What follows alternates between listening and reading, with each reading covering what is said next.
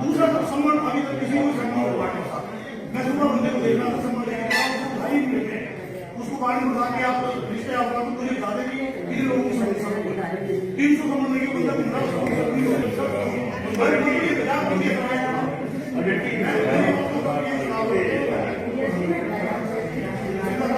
मेरी बात है कि जिसकी जरूर 15 दिन दी है उन्होंने और जो भी कानूनी राय भी ली जाएगी और अगर कानूनी पक्ष को देखें तो हम इसमें अगर हाईकोर्ट में जाने की जरूरत पड़ेगी तो हाईकोर्ट भी जाएंगे, लेकिन वोट देने का अधिकार यहाँ के लोगों को ही हो। और जो बोगस वोट जो बनाने की जो प्रथा चल रही है काफी समय से, कुछ लोग क्या करते हैं वार्ड नंबर 4 के कुछ लोगों को वार्ड नंबर 6 में शिफ्ट कर देंगे अपनी सुविधा के हिसाब से, कुछ वार्ड नंबर 6 के 7 में शिफ्ट कर देंगे। इस तरह की जो ये सोच है अपना दबदबा बनाए रखने के लिए, भ्रष्टाचार को बढ़ावा देने के लिए, ये खत्म होगी और हम इसकी लड़ाई लड़ेंगे।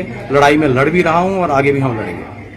क्या है पूरा उसके बाद बताइए। हमारे हमीरपुर नगर निगम में 11 वार्डों के तहसीलदार साहब ने कुछ सभी लोगों को यहाँ पे बुलाया था जिनकी वोटों की निष्पक्ष जांच होनी थी और वो कर रहे थे। तो इसमें ऐसा है कि इसमें बहुत सारे वार्डों में जो फेक वोट बनाए गए हैं उनके लिए तहसीलदार साहब के हमने भी ऑब्जेक्शन किया था कि ये ऐसा नहीं होना चाहिए। हमारे वार्ड नंबर 7 में तकरीबन 250 पौने 300 वोट बना है, जिसमें कि कुछ लोग जो है वो बाहर रहते गांव से आए हैं, कुछ किराएदार भी हैं, लेकिन वो यहाँ के बसिंदे नहीं हैं, लेकिन फिर भी उनके फेक वोट बनाए गए हैं। तो हम चाहते हैं कि उनके वोट वो यहाँ पे ना बने। अगर यहाँ पे अभी बुलाया हमें तो पूरा स्वस्थ है कि तहसीलदार साहब यहाँ पे कुछ ना कुछ यहाँ इसके ऊपर कार्रवाई करेंगे। अगर यहाँ पे कार्रवाई नहीं करते हैं तो हम उसके बाद उपायुक्त महोदय के पास जाएंगे और उनसे गुजारिश करेंगे कि वो इसका कोई ना कोई हल निकालें। उत्तर प्रदेश में लोकल बॉडी के इलेक्शन जारी है, उसके लिए वोट बनाने की प्रक्रिया जारी है, लेकिन मुझे लगता है कि हमारा जो प्रशासन है वो जो इन वोटों को जो है बड़ा गंभीर नहीं ले रहा है और जो एक्चुअल वार्ड के वोट बनने चाहिए वो वोट नहीं बने हैं। जहां तक मैं वार्ड नंबर 7 की बात करूंगा, वार्ड नंबर 7 में 300 वोट नहीं बने हैं। अब 300 वोटर कहां से आ गए मुझे ये समझ परे है। 50-100 वोट बढ़ते तो अलग बात थी। आज इससे पहले भी एक प्रक्रिया चली थी कि कुछ कर्मचारियों की ड्यूटी लगी थी कि वो जाएं वार्ड में और जो लोग मर गए हैं या जो लोग छोड़ चुके हैं, जो नहीं रहते वार्ड नंबर 7 में, उनके वोट काटे जाएं। वो वोट भी अभी तक जो पुरानी लिस्ट है उसमें जारी है। उसके बाद अब जो नई वोटर फॉर्म भरे गए हैं, मैं इनको वोटर बनना नहीं बोलूंगा, लेकिन वोटर फॉर्म जो भरे गए हैं उसमें कई लोगों के एड्रेस ही नहीं है और उनको सम्मन जारी किए गए हैं। आज मैं बोलना चाहता हूं कि जितने भी लोगों ने फॉर्म भरे हैं उनको सम्मन जारी किए गए थे, लेकिन वो सम्मन किसी को सर्व नहीं हुए। बहुत कम लोगों को सर्व हुए हैं, जो 10, 20, 50 लोगों को होंगे, लेकिन मैक्सिमम सर्व है। और आज इन्होंने 11 बजे तहसीलदार साहब ने पेशी रखी है।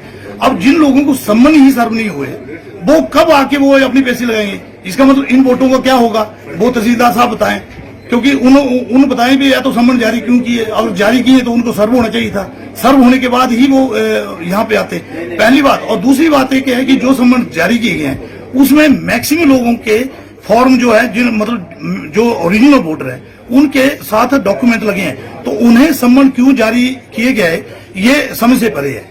क्यों? जब आपके पास कागज पूरे आ गए हैं, आज की डेट में किसी के पास इतना टाइम नहीं है। हमारे जो लोग हैं सब कामकाजी लोग हैं, कोई ऑफिस में जाते हैं, कोई कहाँ जाते हैं।